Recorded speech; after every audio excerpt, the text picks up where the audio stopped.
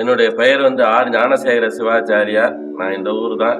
நான் இந்த ஸ்தலத்தோட பிரதான அர்ச்சகர். ஏன்னா நாங்கெல்லாம் பரம்பரையா பூஜை பண்ணிட்டு இருக்கோம்.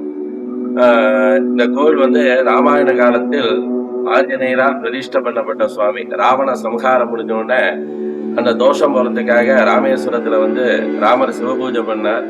அப்ப ஆஞ்சநேயர்கிட்ட சொல்றார், போய் கங்கை கரையில உள்ள சிவலிங்கத்தை எடுத்துன்னு வா, அதை வச்சுதான் பூஜை பண்ணணும் அப்படின்னு சொல்லும் போது ஆஞ்சநேயர் தனது எஜமானர் கேட்டுட்டாரேன்னு சொல்லிட்டு கங்கை கரையிலேருந்து போய் ஒரு சிவலிங்கத்தை மட்டும் எடுத்துட்டு வராம ஒரு சிவாலய மூர்த்திகள் எல்லாத்தையும் தன்னுடைய பலத்தினால எடுத்துட்டு வந்தார்.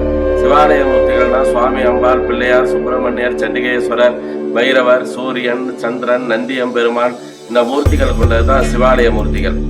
அந்த சிவாலய மூர்த்திகள்லாம் இந்த வழியா எடுத்துன்னு போகும்போது இதுக்கு வந்து வடமொழியில வந்து யந்திரபுரி அப்படின்னு பேரு, தமிழ்ல வந்து தகட்டூர் அப்படின்னு பேரு.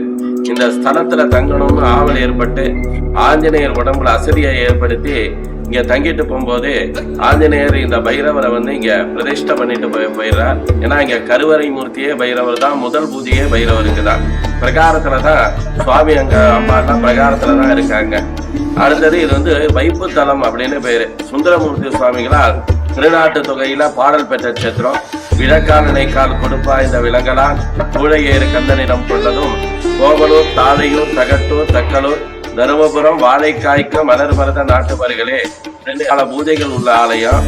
ஒவ்வொரு மாசம் தேய்பிரை அஷ்டமியும் இங்க மகா யாகங்கள் நடைபெற்று சிறப்புற நடந்துட்டு இருக்கு. நிறைய சேவார்த்திகள் வந்து பைரவரை தரிசனம் பண்றாங்க.